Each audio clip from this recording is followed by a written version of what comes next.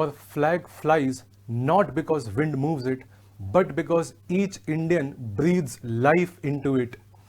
मैं यश दुबे उत्कर्ष परिवार की ओर से आप सबको 76th रिपब्लिक डे की बहुत ढेरों शुभकामनाएं प्रेषित करता हूं। आज भारत मनाने जा रहा है अपना 76th रिपब्लिक डे, क्योंकि भारत अपने गणतंत्र के 75 वर्ष पूरे कर चुका है। ये जो रिपब्लिक डे सेलिब्रेशन करने की शुरुआत है, ये हमने 1950 से शुरू की थी। और मैं आपको बता दूं कि कई लोगों के मन में ये कंफ्यूजन होता है कि रिपब्लिक डे का नंबर कौन सा होगा, 76, 75 या 77th। तो let me clear one thing which is कि हमारा जो पहला रिपब्लिक डे था वो हमने सेलिब्रेट किया था 26 जनवरी 1950 को। अब दरअसल भारत को आज़ादी तो 15 अगस्त 1947 को मिली, जिस दिन हम सेलिब्रेट करते हैं हमारा इंडिपेंडेंस डे। अब इतिहास में अगर हम थोड़ा पीछे चलें तो इंडियन नेशनल कांग्रेस का लाहौर सेशन 1929 का, इस सेशन में हमारे जो फ्रीडम फाइटर्स थे उन्होंने डिसाइड किया कि 26 जनवरी 1930 को उन्होंने पूर्ण स्वराज दिवस के तौर पे सेलिब्रेट करना शुरू किया और हर साल उन्होंने इस दिवस को पूर्ण स्वराज दिवस के रूप में सेलिब्रेट करना शुरू किया। अब चूंकि भारत को आज़ादी 15 अगस्त को ही मिल गई 1947 को, लेकिन इस समय भारत का संविधान बनके तैयार नहीं हुआ था। भारत का संविधान बनके तैयार हुआ 26 नवंबर 1949 को।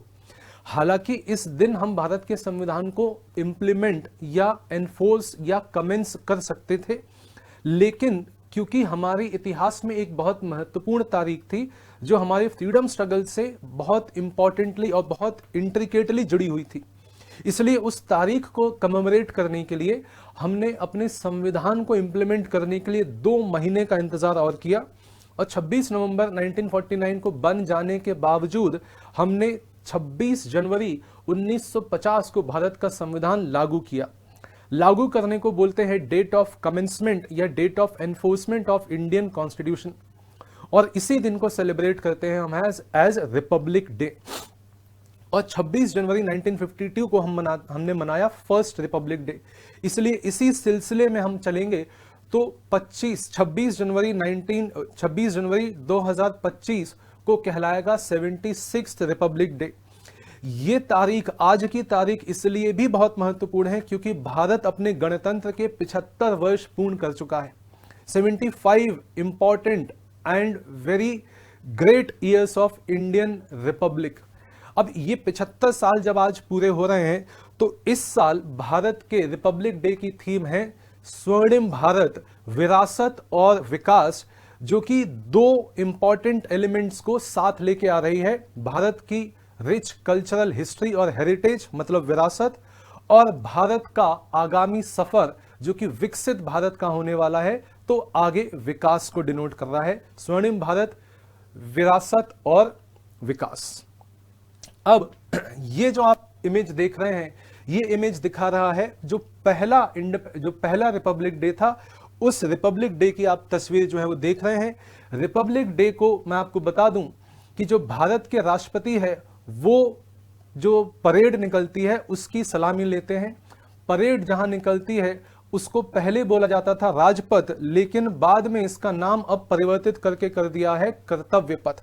तो कर्तव्य पथ पे परेड निकलती है जिसकी सलामी लेते हैं भारत के राष्ट्रपति। इंडिपेंडेंस डे की जो परेड निकलती है वो लाल किले से, उसकी सलामी लेते हैं हमारे भारत के प्रधानमंत्री। ठीक, अब अगर बात करें कि हर रिपब्लिक डे में एक चीफ गेस्ट होता है, तो भारत का पहला रिपब्लिक डे मतलब 26 जनवरी 1950 को जो हमने सेलिब्रेट किया था, उसके जो चीफ गेस्ट थे वो इंडोनेशिया के पहले प्रेसिडेंट थे सुकर्णो, जिनके हमारे पहले प्रधानमंत्री पंडित जवाहरलाल नेहरू के साथ बड़े घनिष्ठ संबंध थे। और इनके साथ मिलके ही पंडित नेहरू ने एक बहुत ही इंपॉर्टेंट इंटरनेशनल इंस्टीट्यूशन की शुरुआत की थी जिसका नाम था NAM, नॉन अलाइंड मूवमेंट। ठीक, अब आज जो 26 जनवरी 2025 को भारत के चीफ गेस्ट हैं इस सेरेमनी के, वो भी इंडोनेशिया के ही प्रेसिडेंट हैं जिनका नाम है प्रेसिडेंट सुबियांतो। आपको मैं बता दूं कि इंडोनेशिया के ये 4th प्रेसिडेंट हैं जो रिपब्लिक डे में चीफ गेस्ट की तरह आ रहे हैं। अब बात करें कि जो रिपब्लिक डे की परेड है, इस परेड के परेड कमांडर हैं lieutenant general GOC Delhi area, जिनका नाम है लेफ्टिनेंट जनरल भवनीश कुमार। अब मैं आपको बताऊं कि रिपब्लिक डे क्या कमेमोरेट करता है या क्या रिप्रेजेंट करता है। तो रिपब्लिक डे रिप्रेजेंट करता है military prowess of India and the rich cultural heritage of India, ये दो चीजें डिनोट करता है। अगली बात कि रिपब्लिक डे जो है ये दिखाता है कि भारत एक संप्रभु और एक डेमोक्रेटिक राष्ट्र है। ये दिखाता है कि भारत जो संविधान के हिसाब से चलने वाला देश है, और ये तारीख रिप्रेजेंट करती है भारत की इंपॉर्टेंट हिस्ट्री कि कैसे भारत अपने कॉलोनियल पास्ट को उखाड़ फेंका और भारत ने एक संविधान बना के इस देश को संवैधानिक व्यवस्था से चलाने का निर्णय लिया।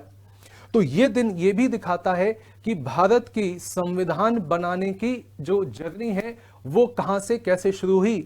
तो इसी सिलसिले में मैं आपको बता दूं कि संविधान बनाने की शुरुआत भारत में 1934 से हम मान सकते हैं, जबकि पहली दफे एक कम्युनिस्ट लीडर एम.एन. रॉय ने प्रपोज किया कि भारत को उसकी एक कॉन्स्टिट्यूएंट असेंबली होनी चाहिए जो कि भारत का संविधान लिखेगी। 1935 में पहली बार इंडियन नेशनल कांग्रेस ये ऑफिशियल डिमांड रखती है कि भारत को खुद की एक कॉन्स्टिट्यूएंट असेंबली चाहिए।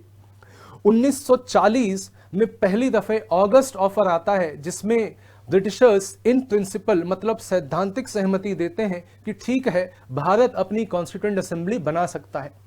फिर आता है साल 1942। इस साल British cabinet minister sir Stafford Cripps की अध्यक्षता में 1 मेंबर मिशन भारत आता है, क्रिप्स मिशन, जो प्रपोजल लेके आता है कि भारत को हम कॉन्स्टिट्यूएंट असेंबली देंगे, लेकिन इंडियन मुस्लिम लीग के ऑपोजिशन के कारण यह मिशन होता है एक फेलियर।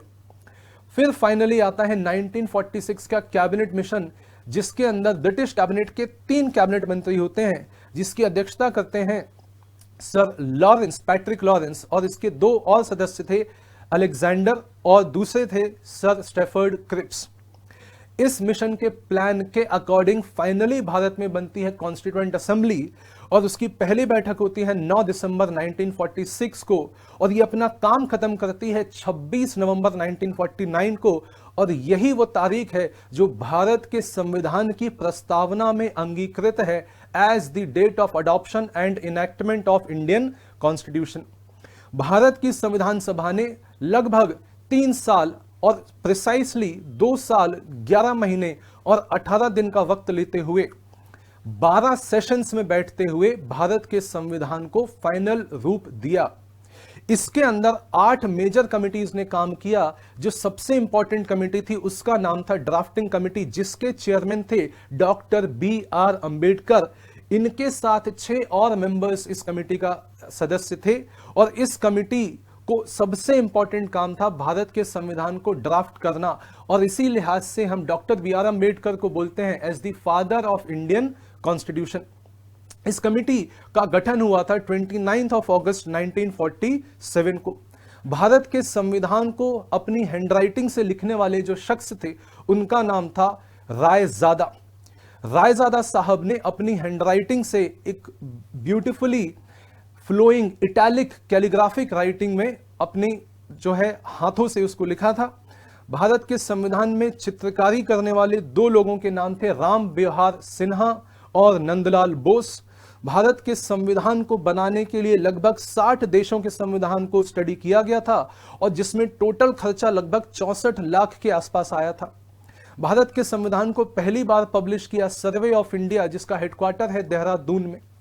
भारत के संविधान के ऊपर लोगों से, आम जनता से लगभग 6 से 8 महीने के लिए राय ली गई थी, जिसमें बहुत सारे सजेशंस आए थे, जिन सजेशंस को मिला के फाइनल ड्राफ्ट तैयार किया, और फाइनल ड्राफ्ट को संविधान सभा ने अडॉप्ट किया।